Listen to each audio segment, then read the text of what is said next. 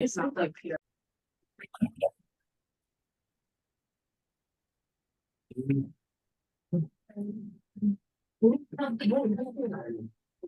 Okay, Beats, if you'd like to begin the introductions, we're ready. Okay, yeah, thanks. Well, welcome everybody. If you don't know me, my name is Dietrich Stout. I'm the director of the center, and I'm sorry that I'm not there in person. I had planned to be, but my whole family is sick with RSV right now, and you probably don't want that. So we figured it was better to do it this way. But I'm excited for today's lunch. Looking around the room, I think most of you are already familiar with the CMBC. In case you're not, please take this opportunity to sign up to be an affiliate so that you get announcements about all of our programming. Lunches like this one are something that we do. We also host lectures and workshops and other kinds of events, mixers, a wide range of things on topics related to mind, brain, and culture, which is a pretty broad remit. I did want to just quickly emphasize, and there are a number of our certificate students in the room that we do offer a graduate certificate in mind, brain, and culture. And if you know any graduate students or you are a graduate student, I would encourage you to check it out. Talk to some of the certificate students that are there. We think it's a very worthwhile thing to do for relatively little time investment and very enriching.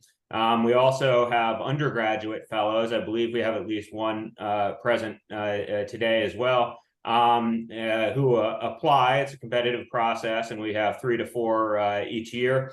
And we'll be sending out a call for the fellows in the spring. They participate in the life of the center, meet in small seminar meetings with me, and attend our events, and generally experience this interdisciplinary research space.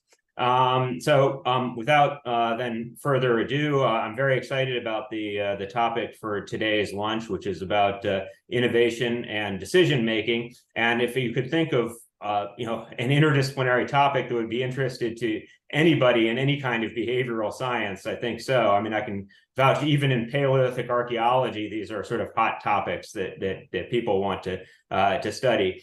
So we're joined today by Tian Chan, who is an associate professor in information systems and operations management, with research interests in product and service design, the generation and evaluation of novelty teams and networks.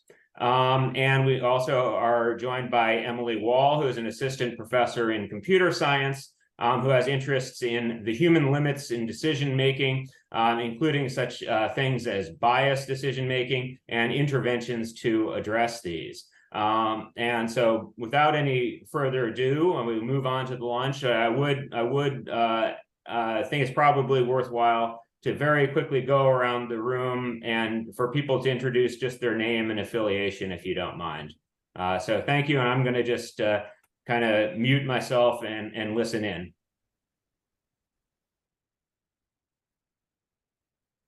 Yeah, sure. I'm Ryan Kruger, and I do psychology. I'm a fourth-year PhD.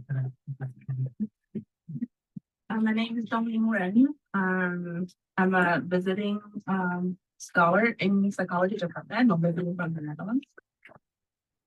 I'm Catherine Caduce. I'm a faculty member in the business school. Rebecca, I'm the program coordinator for the CMBC. David Moreira, QChem visiting professor. My name is Andrew Yang. I'm a junior undergrad, majoring in psychology and minoring in AI. I'm Pastor Bailey. I'm a first-year neuroscience PhD student. I'm Alexis Young, first-year English PhD student, also in the CMBC certificate program. Hi, the name is Steve Shukoya. I'm a fourth-year double major in neuroscience and music, and I am one of the undergraduate research fellows. So I'm Tian Chan. I'm the business faculty. Emily Wall, computer science faculty. I'm Jackie Gamala. I'm really psychology research specialist and lab manager for Dr. Leanne. Stephanie Colley, nursing student. I'm Libby. I'm a bioanthropology grad student and one of the CMBC certificates. And Mariana Correa. I'm a first year student at the Department of Anthropology and working with Dr. Scott. I'm Nicole Fergala. I'm a second year PhD student in biological anthro. I'm also in the CMBC certificate program. I'm Fede. I'm a first year biological anthropology PhD student, and I'm also in the CMBC certificate program, soon to be official. I'm Jan Kunchak. I'm a faculty member in the business school and organization management area.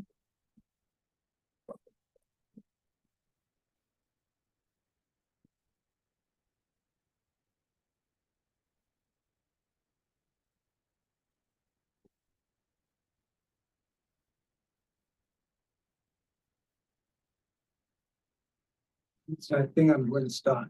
Can you hear me well from Zoom? Yes, all good here. All right.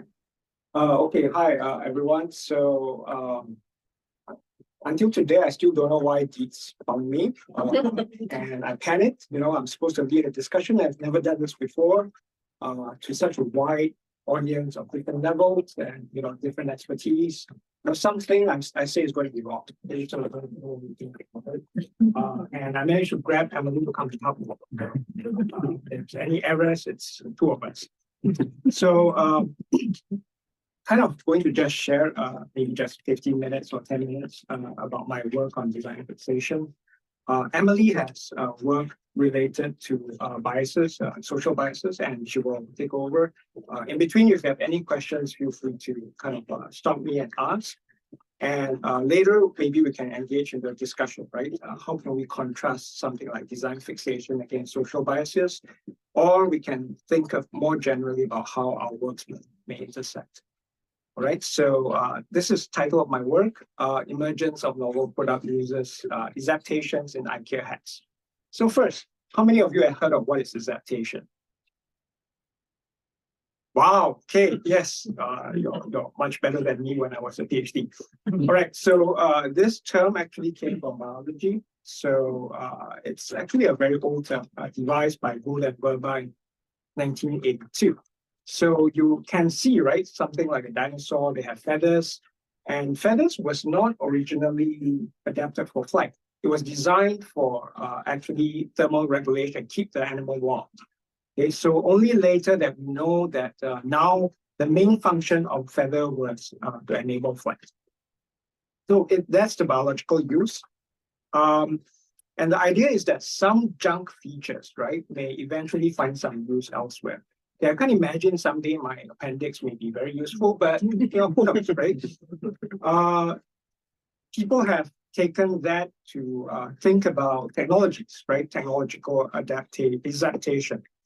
So the idea is this: you have products originally adapted for one function, but later people find different uses for it, right?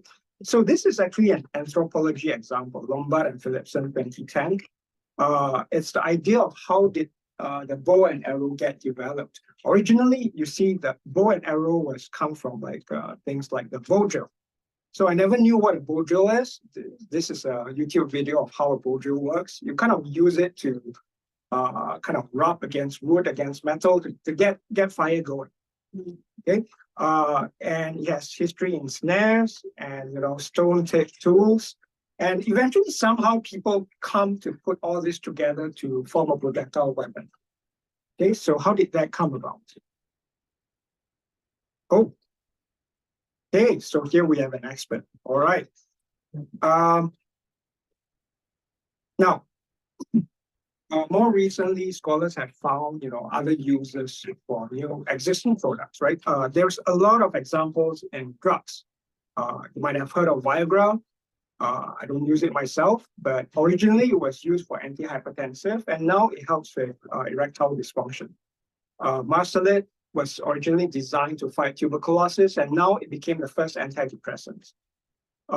Here's a different example, right? Coal tar. So this is kind of extreme because you have a product that is totally no purpose, right? It's kind of a residue left from burning coal gas. And people found a range of uses: antiseptic, dye, shampoo, antipsychotic, antimalarial.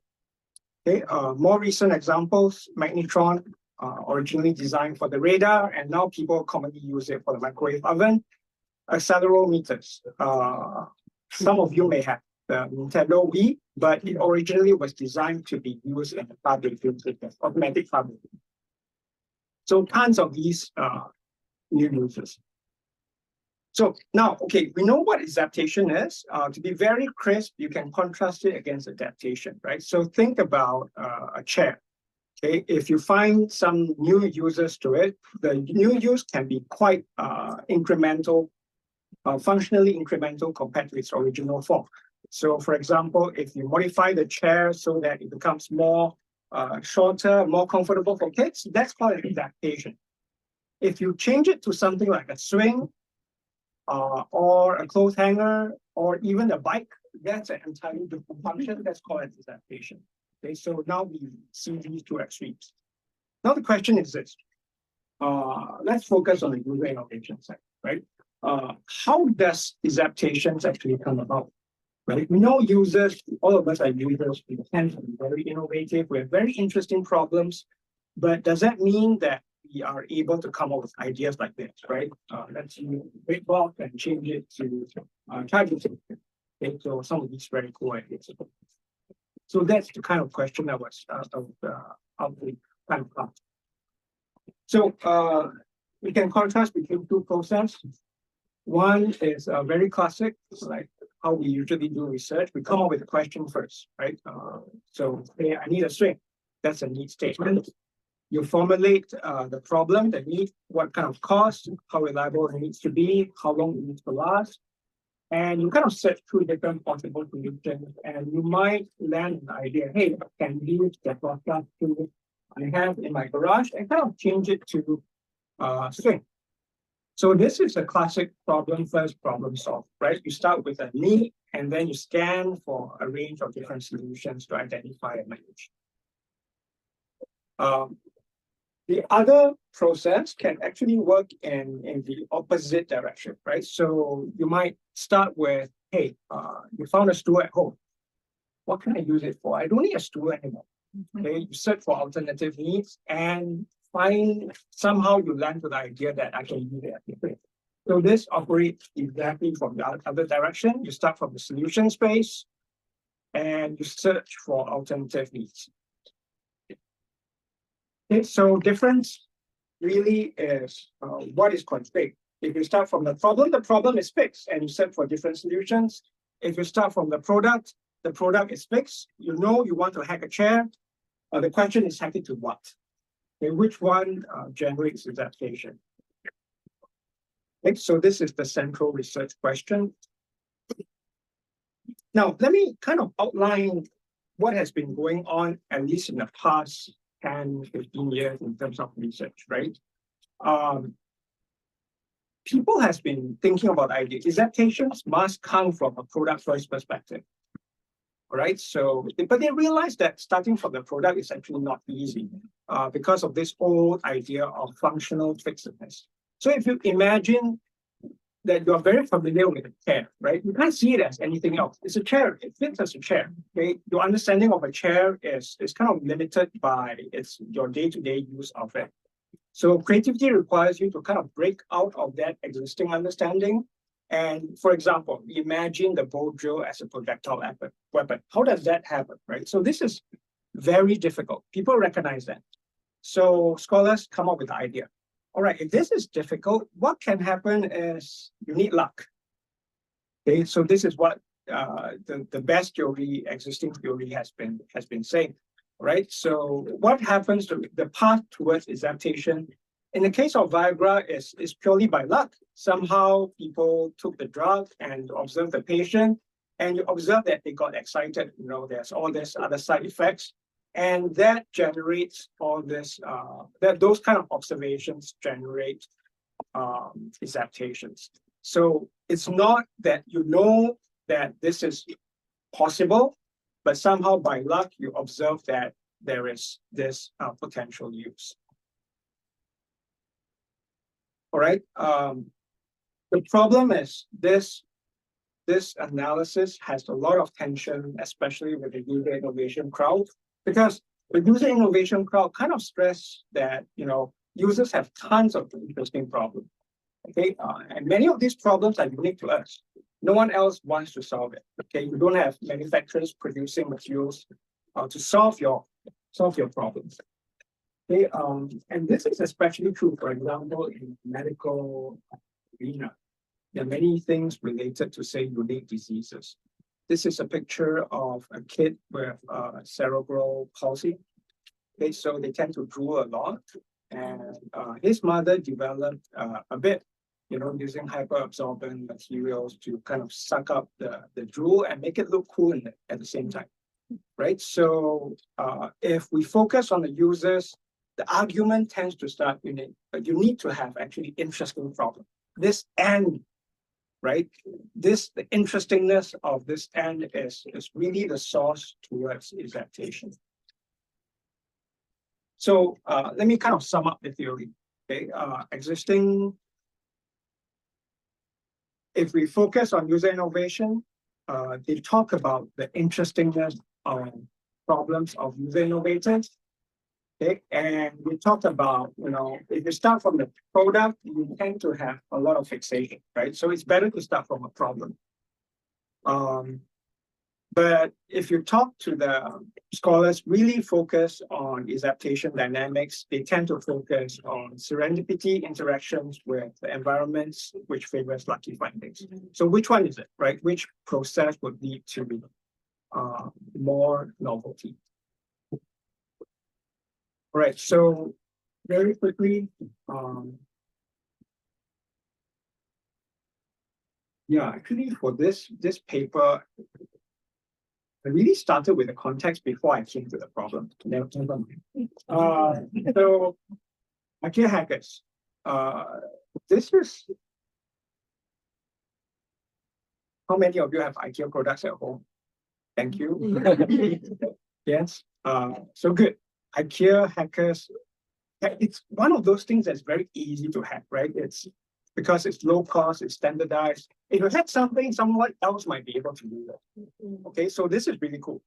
And it's not too expensive. If you break it, fine, right? Let's just buy a new one. So you have a fairly large community of hackers out there. There's this website, IKEAhackers.net.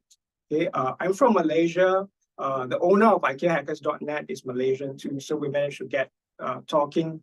And this website started in 2006. By now, I think it has around 10,000 blog posts. So at the time I finished this analysis, we had about 5,000 posts. And around 3,000 of them are actual hacks involving kind of modifying one IKEA product to another. And importantly, this owner actually asked the people who submit the hacks, right? Why did you hack it? So you have some idea of the motivation, where did they start from, and the outcome, right? You have pictures of the before and after. So how do we know if a hack is adaptive? We ask people, right? Did the hack change the original intended usage of the main IKEA product? In this case, yes. We also ask if, do you know if a hack follows product first or problem first? Here you see an example of a clear problem-first expression. My wife wanted a large desk to work on her doctorate program. So clear need expressed, right? So this is problem first. Product first operates in the opposite way. So here they say, I love my modern gate-leg table. You have a table, you don't know what to do with it, and then you try to find some need for it. Okay, so this is the opposite case. I won't go through a detail. I just want to highlight do I want to highlight how painful it is to collect the data? No. All right, so key idea, right? So I don't know how many of you may have expected this, but in the user innovation context, the problem is really important. So this paper is interesting, especially to the adaptation researchers, because we show that most adaptations actually start from the problem.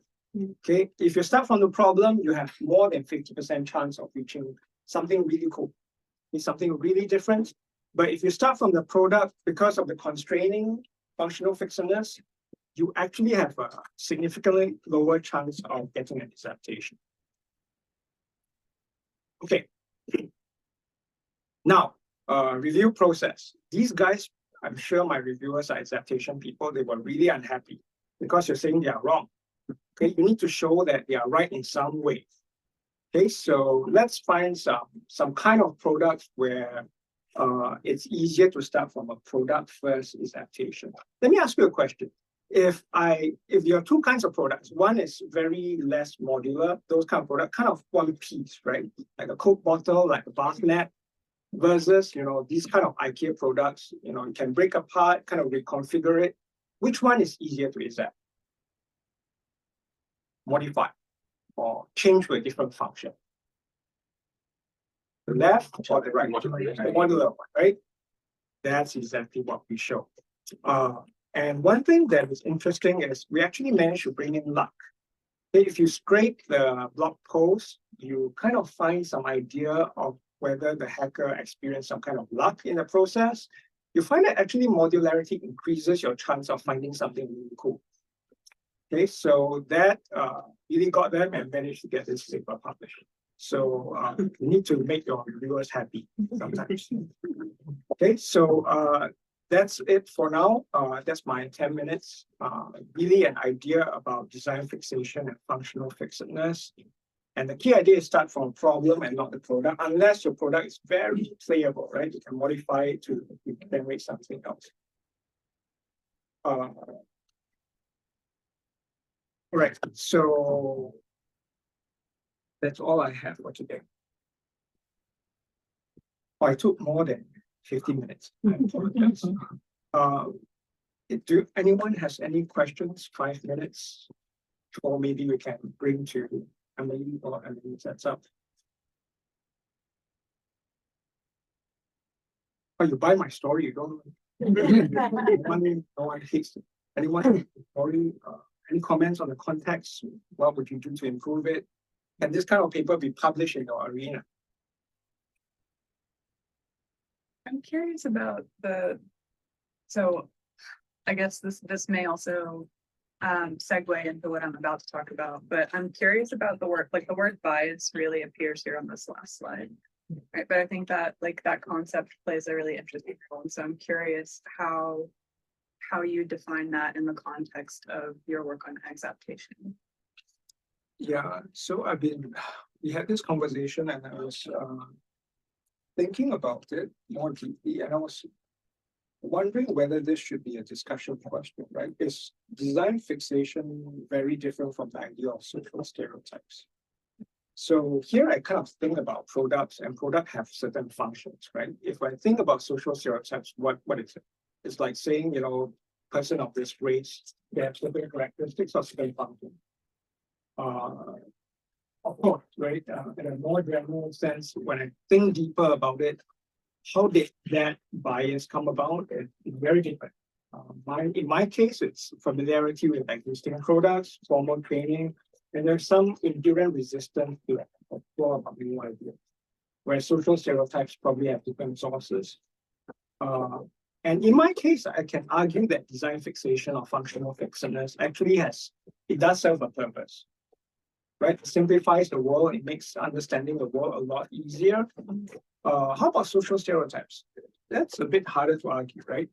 Is there a proper function to kind of like categorize one kind of people as one type? Very dangerous or very difficult question to answer.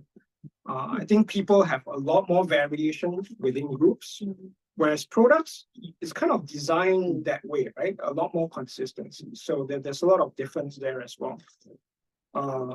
And how can we reduce the bias? And these, I think that the ways of reducing biases for, from the social perspective versus looking at products is going to be very different. But I haven't fully finished. That's why all these boxes are empty. I was hoping someone helping me fill it out. But that's how I think about things. I like the table. I think this is a nice way of trying to contrast those two different concepts. I would say the negative of these last two rows seem like the ones where the key differences would come out. The negative effects in the context of design fixation are like the cost is that you don't innovate, right? Which is like perhaps status quo, right? But the consequences on the social stereotype side of things can be much more damaging to individuals. And then the methods to reduce it is probably also quite different, but. Anyway, this helps. I'm glad you made this slide. Yeah, no, thanks for asking the question.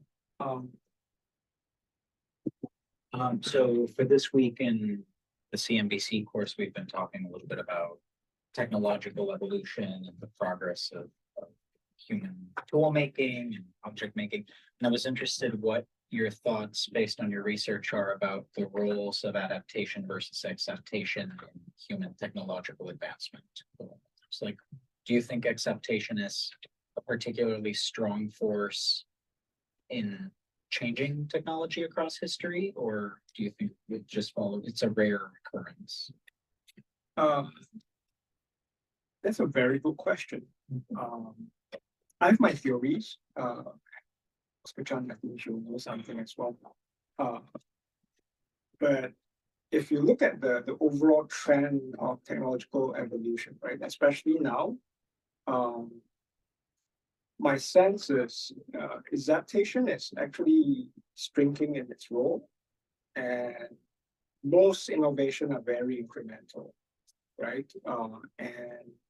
And there is actually some theory saying that the breakthrough innovations really come from many minor adaptations. And I kind of fit into that camp, into that belief, based on what I understand from patterns, from studying papers and patterns. But I still find adaptation really cool. And I think adaptation has a role in user innovation because they have unique problems. But for big firms that drives most of innovation today, it's going to be adaptation. Yeah, it can't just depend on luck, right? It's very difficult. Yes, I was just intrigued, and if I think in terms of the separation out of a product and solution or problem space, so that you have these discrete categories, and then the question is obviously whether one influences the other or that direction of influence goes in the opposite direction. But do you think there's perhaps a sort of close interrelationship between that's the products that you have available at the time?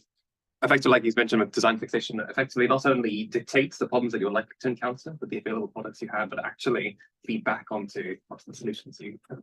I'm so glad you're not my reviewer, because that's actually something that was in our mind. And our next paper actually is going to study, design innovation. How do you bounce between the problem and solution space, and does that overcome fixation? We have some initial results. Especially for users, actually it's useful to kind of like fix the problem because the problem is so good. All the path towards generating great innovation is really explore many different solutions. They don't even want to go back to revisit the problem. So this is very different from design thinking. So we are still fine-tuning that set of results, but great question. Yeah. One thing I was wondering, kind of as a follow-up to today's question, is about like resource constraint and how you kind of consider that influencing like processes of acceptation or adaptation. Because I feel like it's really easy if like you have a lot of resources and you don't have the right desk, you just buy the right desk. Versus like a lot of us who have IKEA furniture have it because it's really cheap. And they're like, well, I can't just afford to buy a fancy standing desk. I'm gonna like figure something out.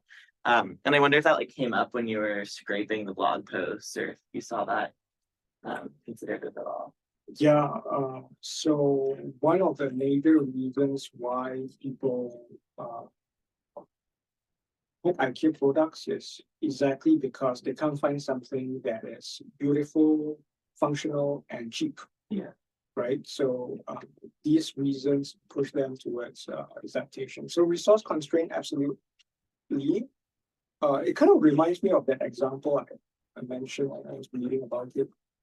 Some of you may have watched the movie Gods Must Be Crazy. It's a really old movie. So Bushman in the Kalahari Desert, pilot threw out Coke bottle. Yeah, they took the Coke bottle, they use it to stretch snake skin.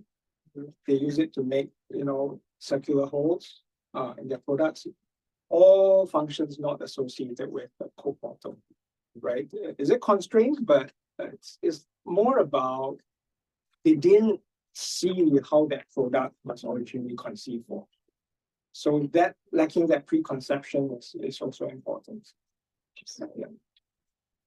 Please question, I'm wondering how you fit this process of acceptation through play, which just soon after Halloween, I'm thinking about how we decorate. It's like we have this whole arts and things in the basement that get repurposed to make decorations.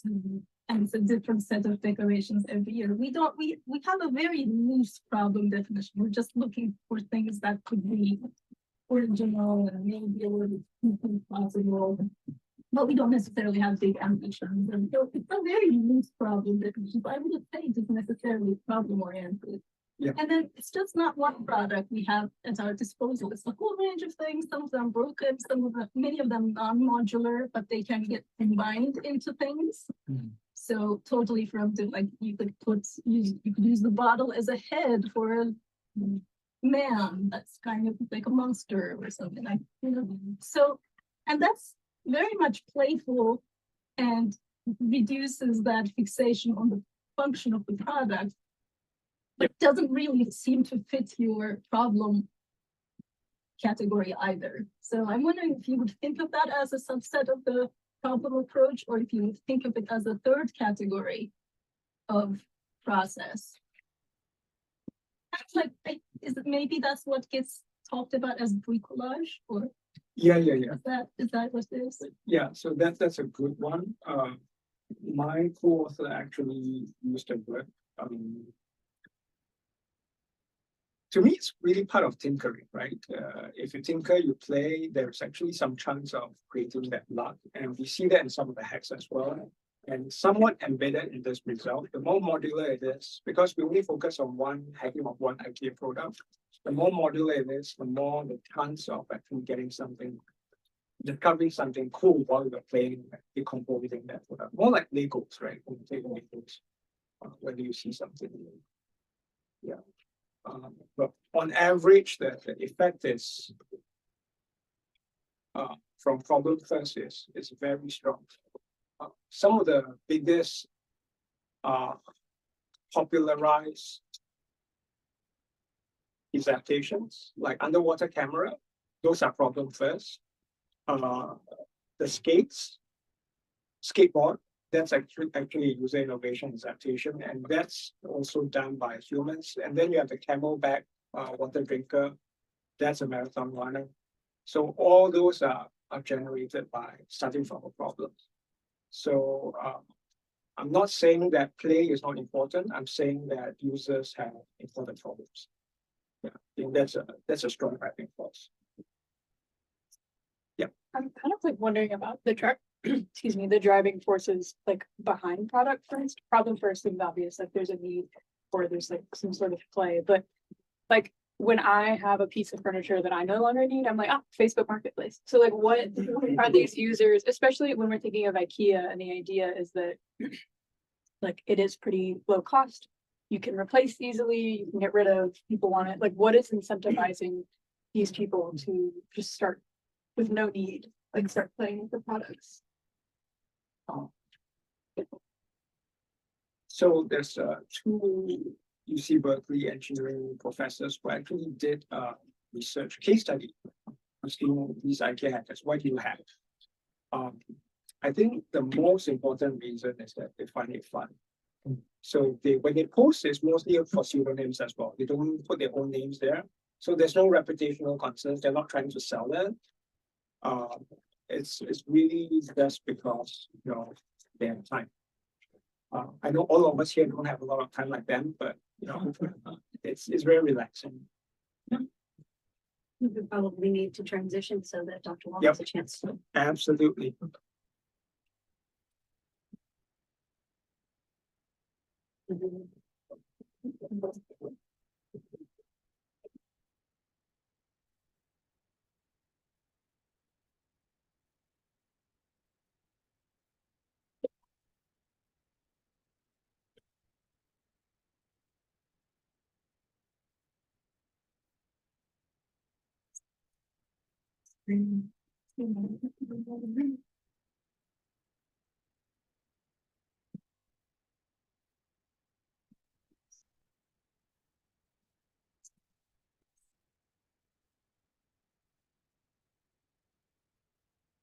Yeah, so I have a very different type of problem and context to talk about. And our hope was that just kind of presenting these very, very different conceptualizations of bias could maybe start an interesting discussion around it.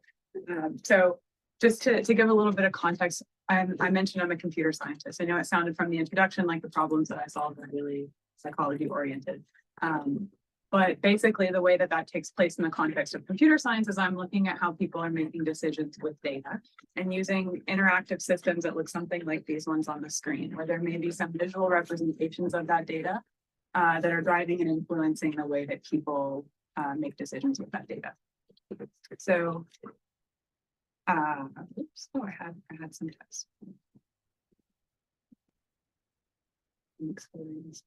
Okay, so the question in this context as a computer scientist is to understand what these human limitations are that people are kind of bringing into these data analytic processes. There's this bias to think that because something is data driven, because there is statistics and models that are sort of reinforcing what we're doing, that it's all objective and that the decisions that come out of it will be good ones. So I'll talk about one specific problem that we've looked at recently, which is the context of university admissions, and specifically starting with recommendation letters. So supposing you have two applicants, they may have very similar application portfolios, maybe similar GPA, similar SAT scores. They may have transcripts that are equally impressive. They may even have some similar quality of writing in their statement of purpose, maybe some common motivation. Particularly here at Emory, we have just a huge application pool, right? Like so oftentimes it may come down to the letter of recommendation to really steer the difference between two applicants. But those letters of recommendations will have lots of anecdotes and descriptions that use some colorful language about those applicants, like they're talented, creative, dedicated. And so there will be stories, there will be a lot of verbiage, and we need to make sense of that information somehow. There's a lot of prior research, though, that shows there's a lot of bias that goes into those letters. So the way that people tend to describe female applicants, they'll use words that are more related to their personality and their social endeavors, that they are cooperative, kind, caring, helpful, dependable, so on and so forth. And men are a lot more likely to be described according to their capabilities. They might be described as ambitious, confident, or independent.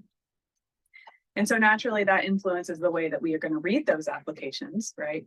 There's a lot of work that's been shown to try to help interested letter writers to debias some of their writing. But on the other end of that, right, supposing this is out of our control, how can we improve the way that we interpret that information to reduce those biases, assuming we have no control over the letter writers? All right, this can have some pretty strong influences, maybe even leading to different admissions decisions for similarly qualified applicants. So we've looked at this in the context of the computer science and informatics PhD program. So we looked at a couple of different research questions. First is how these differences in language can affect people's perception of how competitive that applicant is. And then second, if we can use some really simple visualization techniques, just changing the salience of certain information and highlighting certain information in the portfolio in that letter of recommendation, and see if that can mitigate the biases that people bring into the reading of those application packets. Okay, so we started with this gendered language dictionaries. This was based on a lot of prior work that has shown the kinds of language that tend to more often be used to describe women versus the kinds of language that tend to more often be used to describe men. So you have these communal and grindstone type words, like the ones listed in this table, are more often used to describe female applicants. And the ones in green here tend to be more often used to describe male applicants. So building off of this prior work, we developed this dictionary of words that we can categorize as female associated or male associated. And then we generated some recommendation letters using ChatGPT, which unfortunately or fortunately seems to be the norm now, that it's just super easy for people to write a letter that describes someone's capabilities using ChatGPT and not really putting any thought into it. So this isn't super unrealistic. And the letters that come out of it, people may be surprised. I don't know if Quick show of hands. Have you used it for writing letters before? No, but you just saved me a lot of time. It's pretty good. The letters that come out are like pretty coherent and anyway. But I guess on the flip side of that, when people start reviewing these letters, it's gonna be like, they all look the same. And so we generated 2 of those letters to use more of that female associated language, although there's still a mix, and 2 of those letters to use more of the male associated language. So the idea here is that we're simulating letters written for female applicants versus male applicants. And then we showed these letters in a few different ways. In one option, we highlighted just those female associated words in the letter. So the words like polite, organized, team player, so on and so forth. We had another option where we showed, we highlighted only the male associated language. So the words like intuitive, leadership, etc. And then we had an option where we showed highlighting both. And then of course, a control version where we didn't highlight anything, just showed the letter in plain text. So we ran this crowdsource study. We recruited 560 participants from the prolific crowdsourcing platform. Half of them read the 2 female language letters and half of them read the male language letters. And then each person was assigned to look at it according to one of those visual highlighting modes.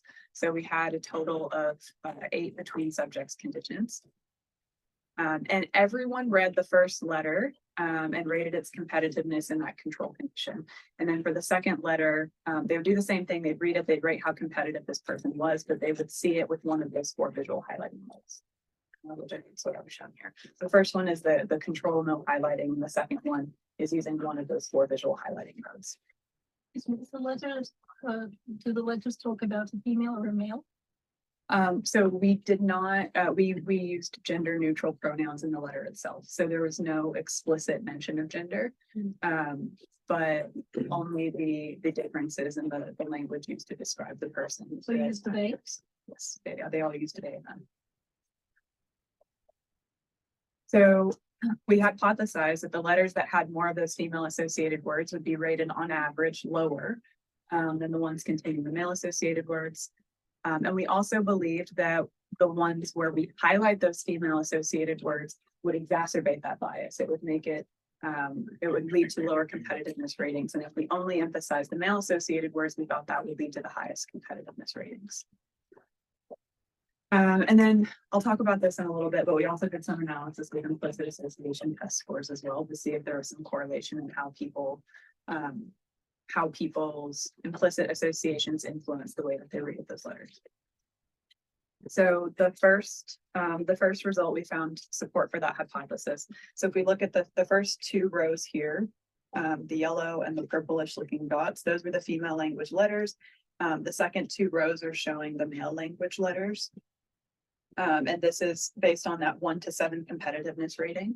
So we saw that the female language letters had on average lower ratings than the male language letters. These may look like pretty small differences, but we're talking about a large number, like a pretty high powered experiment. So we did find this to be statistically significant.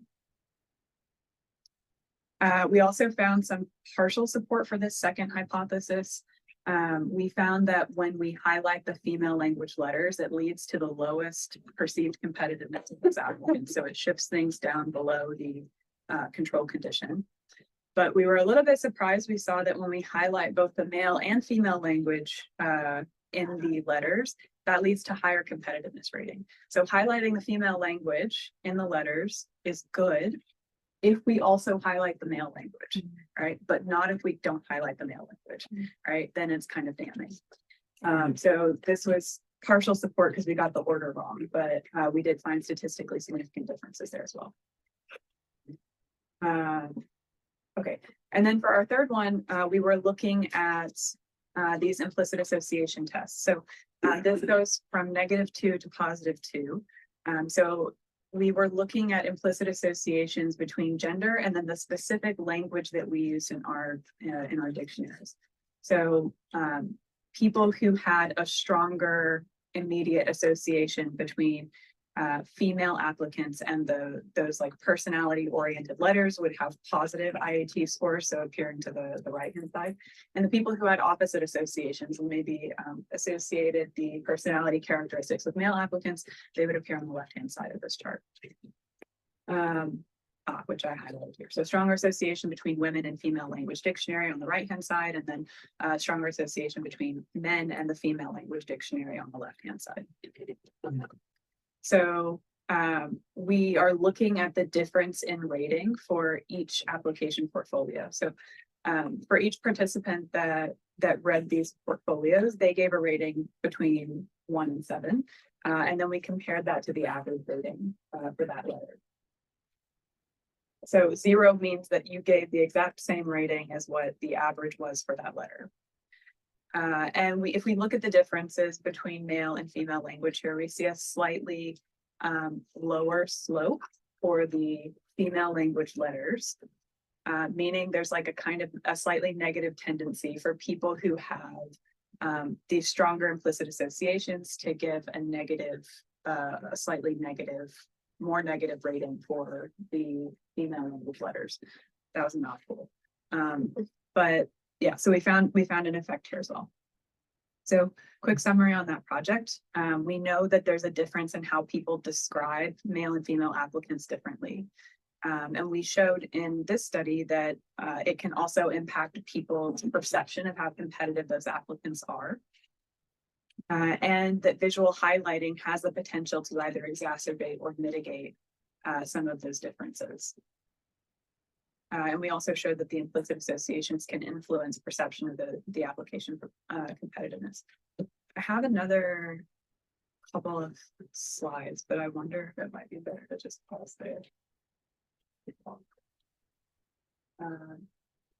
Maybe I can show like slightly different project. So so this was in the context of recommendation letters, but we've also looked at these same concepts more broadly when you're reviewing university applications. So we looked at this for the computer science and informatics PhD admissions. So typically the way that we would rate these applications and decide who's going on the admit list, wait list, or reject list is that you have these big, long, scrolling PDF portfolios for applicants. You distribute that to some number of faculty members. They would read them, they would add their comments, and then rate according to some dimensions like 1 to 5 for how academically prepared for research, so on and so forth each person is. And then you would use that shared spreadsheet to try to aggregate and steer the discussion around those applications. So we wanted to develop a system that can capture some of the implicit aspects of application review, which is this big, long scrolling PDF that we really have no control over how people are doing anything with that. We have no form of data to understand how people are using these and making decisions based on this data. So one of my PhD students developed a system called Rutabaga, standing for Bias Aware Graduate Admissions. And it looked something like this. So it was first and foremost just a platform to enter ratings about, to read the application portfolios and enter ratings about those applicants. So you can navigate between the different portfolios with this drop-down list. You can navigate between the different documents with these different tabs. As you read those documents, you can leave comments on the right-hand side, and then you enter those ratings here rather than having to go to a separate spreadsheet to do that. So that was sort of the baseline functionality of it.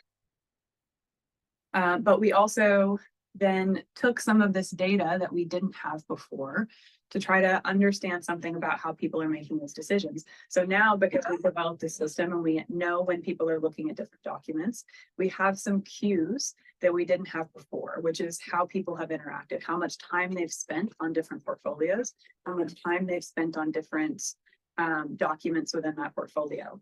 So in this scatter plot, I'm looking at academic preparedness versus research preparedness, which are the ratings that I've given to the applicants. In this case, I'm coloring the points based on how competitively I gave their overall rating. I can also color by the gender of the applicant or the racial identity of that applicant. And so there's also a little toggle in the top right for showing the focus time, which will size the points based on how much time I spent on those applicants. So this is a really easy way for me to, at a glance, understand if there are some disparities in my process. Or there's some people that I gave similar ratings, but didn't give the same overall recommendation to. Are there disparities where I'm tending to rate certain types of applicants systematically less than I'm rating other types of applicants? And then I can use that information to revisit the application portfolio if I want to. So we also showed these types of charts, how much time you've spent across different gender and race breakdown. So in the top by gender and the bottom by race. This was a slight variation of this from a controlled study where we had a fixed number of options based on this controlled experiment. But for our actual Emory application, we have many more options that people can select or self-identify for gender and racial identity. But you can identify in this case, are you spending systematically more time on average on certain kinds of applicants than others? And then on the right-hand side, how you're rating those applicants. So maybe the time spent doesn't indicate a bias, but maybe the overall recommendation does. So we did a case study of this with our 2022 to 2023 admissions cycle. So we had 161 applications submitted to the CSI PhD program. And we had 11 out of the 12 faculty members who were on the admissions committee use this system. And the idea was that there would be at least 2 faculty members reviewing each of those 161 applicants. Let me see if I can quickly skim past this to some of the more interesting findings. And I highlighted too many damn things. Okay, so the summary is like on aggregate, we didn't really see a whole lot of differences between gender disparity and racial disparity, which I guess is a good thing, right? But at the individual level, so if I look at one individual reviewer, you can see a lot of disparity. So some participants spent more time on average looking at male applicants than looking at female applicants, like the ones I highlighted here. Some people had even wider disparities than those ones. There were a couple of folks who flipped that trend or had relatively equal distribution of time spent on male and female applicants. And then some people who skewed in the other direction spent more time on female applicants than male applicants. Right? This may or may not be intentional, unclear. They are looking at different profiles, right? Yes. Different driven by that. Sorry, repeat the question. Right, I'm just wondering about the differences within each faculty, right? Because it's our thing here. Are they driven by the differences in applicants between their faculty? For example, maybe you'll get, male applicants or female applicants, and this happens that, applicants are much stronger than female applicants. That's advocating. Could be. So we didn't do any analysis about the specific applicants. The people who were on the admissions committee were randomly assigned some subset. So we kind of waved our hands and said, let's assume that it's a relatively representative distribution of the portfolios that we have. Well, this is fully randomized. Yes. So, but they have like third in each, right? So it's unlikely the distributions would be really different. Unlikely, but yeah, we didn't analyze it specifically, so it's hard to say. But yeah, people were looking at 30 to 40 application portfolios each. So hopefully there's definitely based on the decisions made, we didn't see a huge disparity. You're seeing much higher bar here for male than female because we had more male applicants apply as a computer science program. But the distributions of admissions, rejection, waitlist is not too different. Same thing for the racial breakdown. But one of the things that we did want to highlight that was valuable was, again, the aggregate picture is not super interesting. But for individuals, there were 3 people out of the 11 who used the system that used those visualizations really extensively to understand their process. So this is just characterizing the number of interactions that they had in looking at those portfolios. So looking back at how they rated 27, 5, 13 different applicants. They ended up revisiting some number of those applicants and changing their recommendation for some of them. Right, so it has the power at the individual level to have a really big influence on the process and make sure that you're being, that you are happy and intentional with the process that you are following. I had some interesting quotes, but I can kind of skip that as well. But we basically interviewed everyone who used the system as well and tried to understand how it influenced their awareness of those biases. Yeah, there's just a couple minutes left, so I don't think another summary is useful, but yeah, any lots of questions. Were you able to track whether they look at the transcripts first, that the exam grades first, that the statements of purpose first, and does that make a difference in the bias that you think? Yeah, so we have data on that. It's strongly biased by the default document we show, which is the statement of purpose. So most people don't deviate from looking at things in the order of the tabs that we present them. And in the relatively small scale case study, it's hard to know for sure how that influences things in aggregate. It's great that you can record that, so you could do an experiment showing this, so people are supposed to the exam grades first. Yeah, absolutely. And see like how does that influence the ratings that come out of it if you're anchoring people first on data from one document versus another. That's a great idea. When you looked at the letter of recommendation questionnaires and yours example that you sent out, did you collect perceptions of the individuals rating those, whether that is a male applicant that's being spoken about or a female applicant that's being spoken? Yeah, so in some of our pilot experiments, we did have people try to guess who the letter was written about.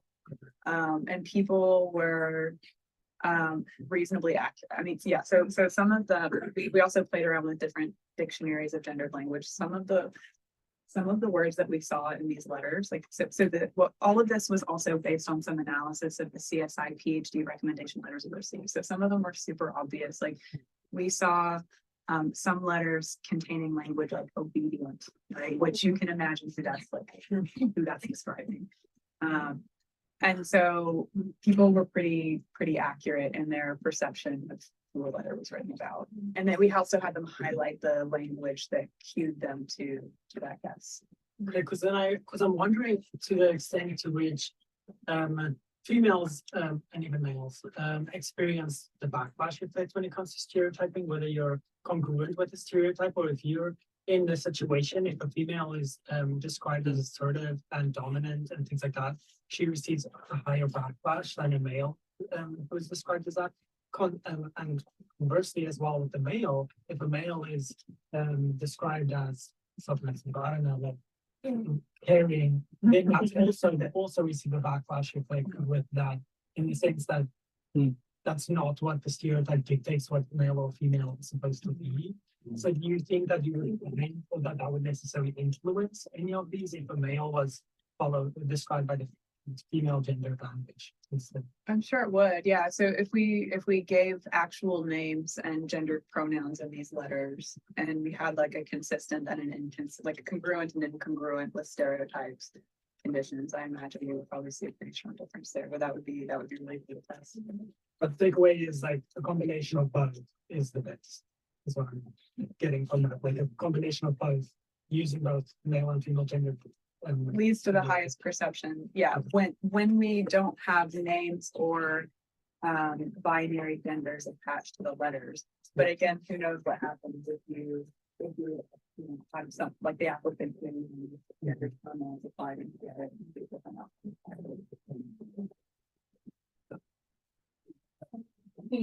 I know this was like the PhD pool. I know there's like quite a significant difference in like how much statistics are used in like undergraduate admissions versus like the kind of their individual character of like graduate research. Do you think, this is maybe like a vague question, but do you think there would be like a big difference in how this tool would be used? Yeah, 100%. So we're trying to chat with like undergrad admissions folks now to see if we can get access to data and like how open are they to changes in the process. general impression I'm getting is that the undergrad admissions context is such a mammoth effort. Like there's so many people involved and so many like statistical analyses that are happening to try to give like to quantify someone's opportunity landscape and that we don't have the resources to do that at the for individual programs or haven't applied it. So Cause like for me, looking at the like changed recommendation. And it was like 6 total people for me, like that's my entire cohort. I was like, oh my God. So I'd be curious how that changes. yeah, 100%. It would, yeah, I would also be interested. I just had a follow-up question. Fortunately, many of them weren't already answered in the previous interaction, but I was curious first whether you encountered a recency or priority biases, particularly among faculty members reviewing applications. They were more likely to review applications if they were the first or the last in that sequence. That's perhaps, yeah. Yeah, so there's been some other interesting studies in the space of CS where people have looked at screen sharing. Sorry. No, it's okay. No, I don't need the slides. I was just confused. I'm gonna be able to see it. No, all good. That's smart. Yeah, so ordering effects and recency. So there have been some interesting studies and like algorithms. So we didn't apply this in our system, but there have been some algorithms developed to randomize the order of presentation of applicants to prevent some of those effects where like you get on some screen like seeing certain types of applicants and then you see another one is going to strongly influence the way that you're likely to rate them. So they've played around with some different ordering mechanisms. It's not something that we've applied in this context, but I do think it's something that could feasibly be added to that type of system. And the other query was obviously different elements of gendered language are weighted accordingly. I know that many papers that explored natural language processing have found different weights and are more likely to trigger that bias. Do you imagine that both by changing the number of words in that context, or that they can be influenced, or if you were to use a mix of both that, but domain specific language, so in computer science using words that indicate or mark computational efficiency, that might override some of the gendered language. So is there sort of a synergy between word choices used in that? Yeah, I mean, I think what happens, like you mentioned, is some like complex weighting in someone's head that's like maybe not happening super explicitly, but there are some words that are super triggering, like obedient that I mentioned. Right? There's no set of words that you're going to include in that letter that's going to trigger me to think that that's written about anything other than yeah.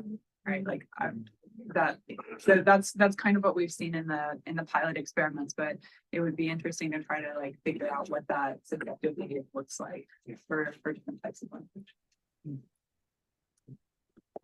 Question on the revisits and the reconsiderations, were those mostly like for the positive, like changing from waitlist to accept, or was it from accept to waitlist, or even to reject, or? It was both. I don't remember the stats off the top of my head, but it was both. Oh. So in some cases, like you can imagine that scatter plot if you're seeing. Share again if you want. Oh, Sorry. yeah, I guess I don't have to say you can imagine, I can share it. Sorry about that, Emily.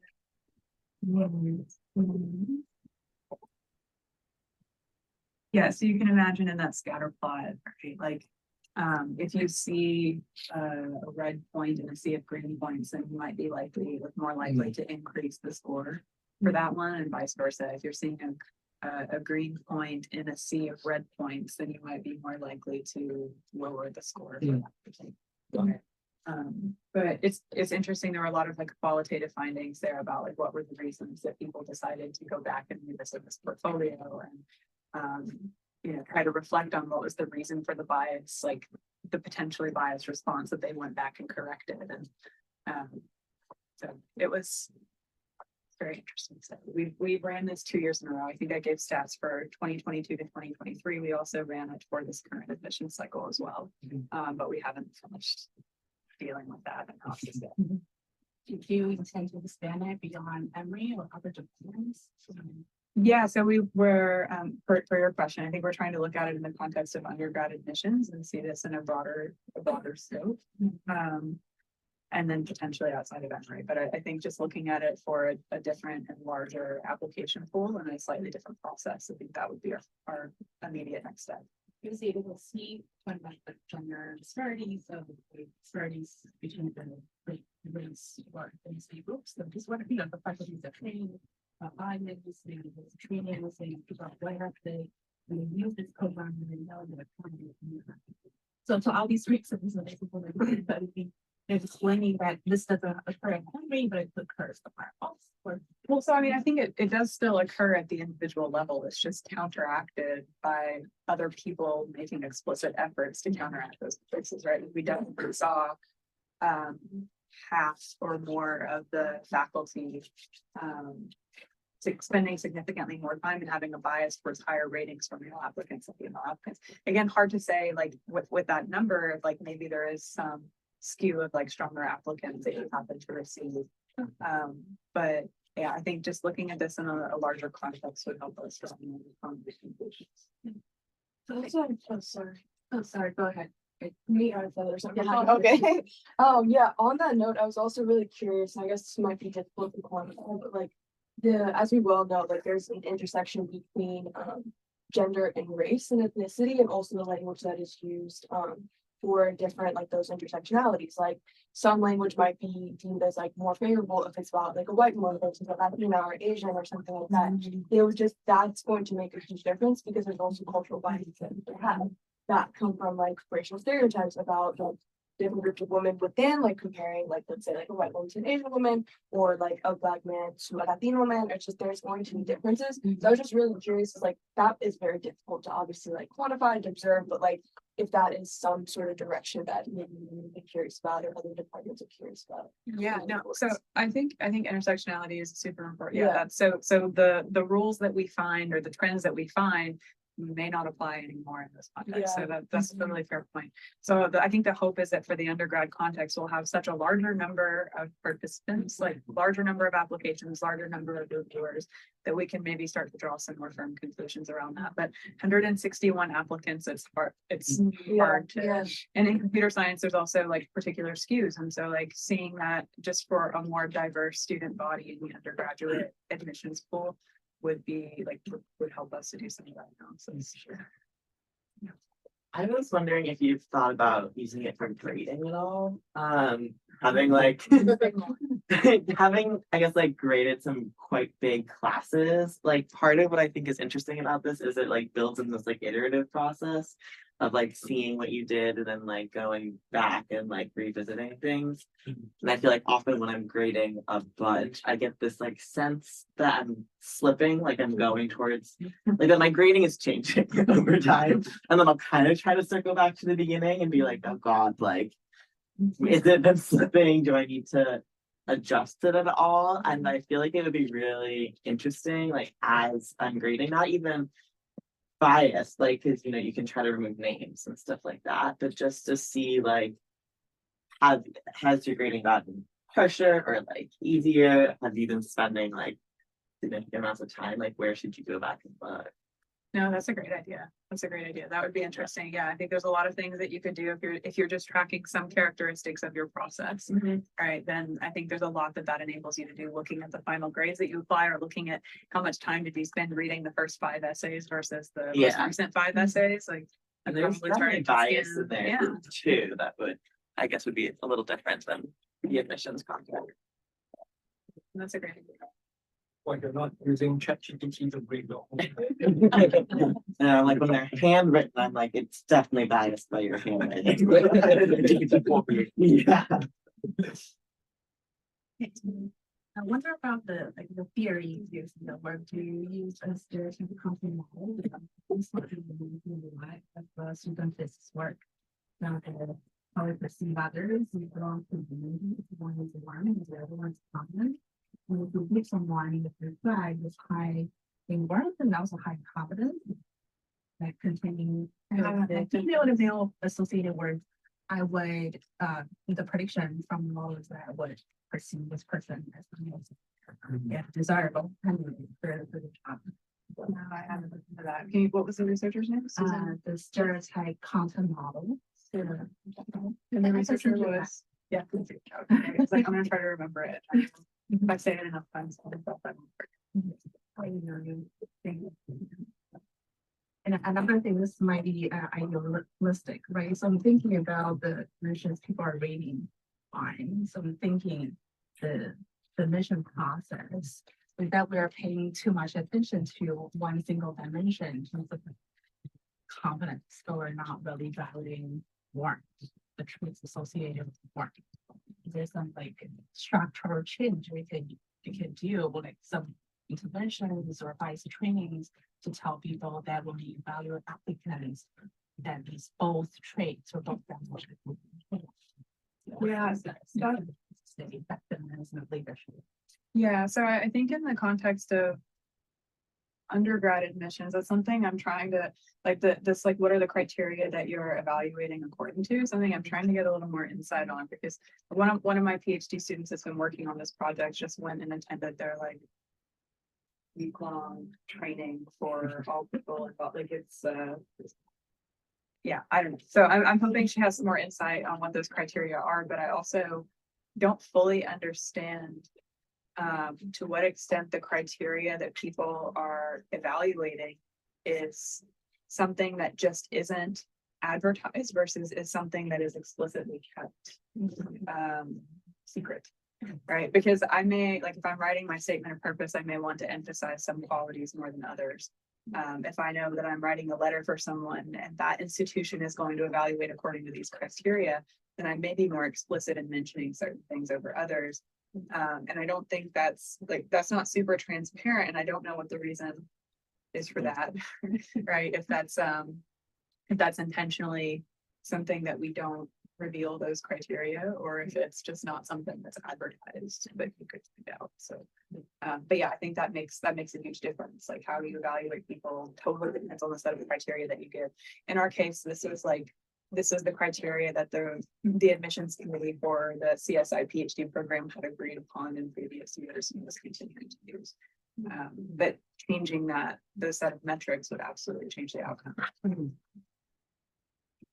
So maybe, I know that lots of questions, but would you plan to maybe conflate the two research projects together, maybe build into the web interface something that will automatically use, maybe using ChatGPT or other NLPs, actually decode the gender language and then use that as an input to counterparts? Yes. Yeah. Yeah. So I presented these in opposite order. We developed this system first. We ran the letter of recommendation piece of this.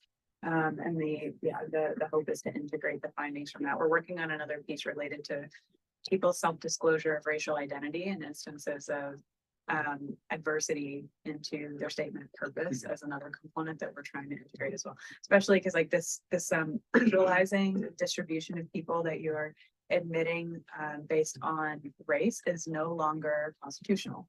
So we did this project a couple of years ago and we've used it for the past couple of years. We can't use it anymore because of the Supreme Court decision on affirmative action.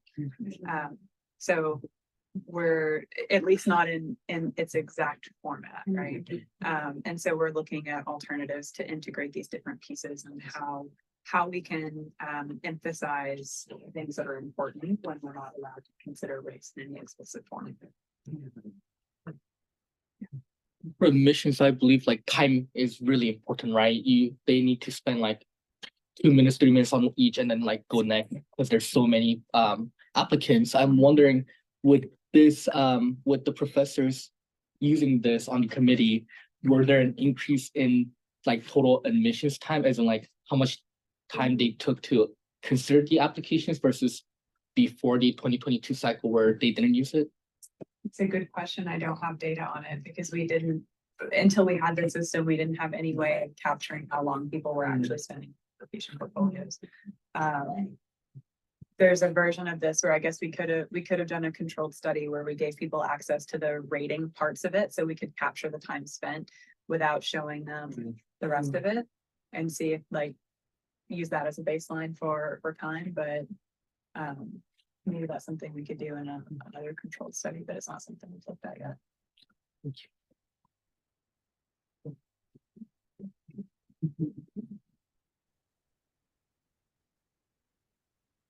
Yes, well, thank you very much. I'm aware that the anthropology students in here have another talk to go to at 2:30 in our department, which is just up the hill. So I'm sure people need to get going. But thank you very much, Tian and Emily. Thank you so much for your. It's really interesting. Thank you. I see the man, I'm going to the. Good, Yeah, yeah.